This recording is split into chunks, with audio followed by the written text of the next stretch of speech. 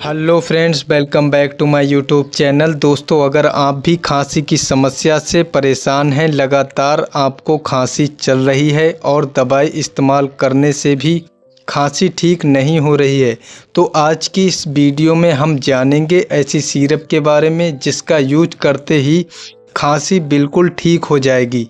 जिस दिन से आप सिरप को इस्तेमाल करेंगे उसी दिन से 1-2 दिन में आपको फ़ायदा देखने को मिल जाएगा। तो जानेंगे इस सिरप के बारे में पूरी डिटेल से, किस नाम से मिलती है, इसके डोज क्या है और इस सिरप के साइड इफ़ेक्ट क्या क्या हैं।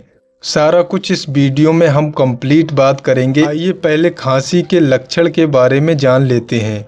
जैसे कि आपको लंबे समय से सूखी खांसी हो रही है, जिसे बिना बलगम वाली खांसी कहते हैं, और खांसते समय सीने में बहुत जलन होने लगती है और सर्दी जुखाम जैसे लक्षण दिखाई दे रहे हैं।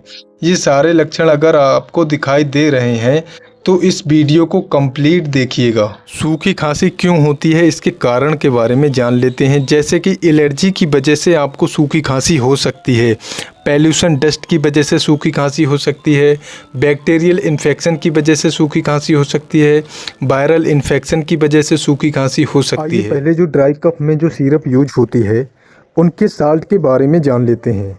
जो सूखी खांसी के सिरप होते हैं उनके अंदर ये मेन 3 प्रकार के साल्ट यूज होते हैं।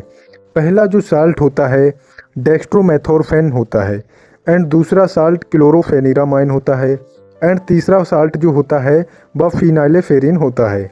ये जो 3 प्रकार के साल्ट होते हैं बेसिकली जो ड्राई कफ के सिरप होते हैं उसमें यूज होता है। जितने भी ड्राई कफ के सिरप, सूखी खांसी के सिरप होते हैं उनमें ये 3 साल्ट आपको ज़रूर देखने को मिलेंगे। ड्राई कफ सूखी खांसी के लिए कौन कौन से सिरप अवेलेबल हैं जो डॉक्टर प्रिस्क्राइब करते हैं या फिर आप मेडिकल स्टोर से ख़रीदते हैं।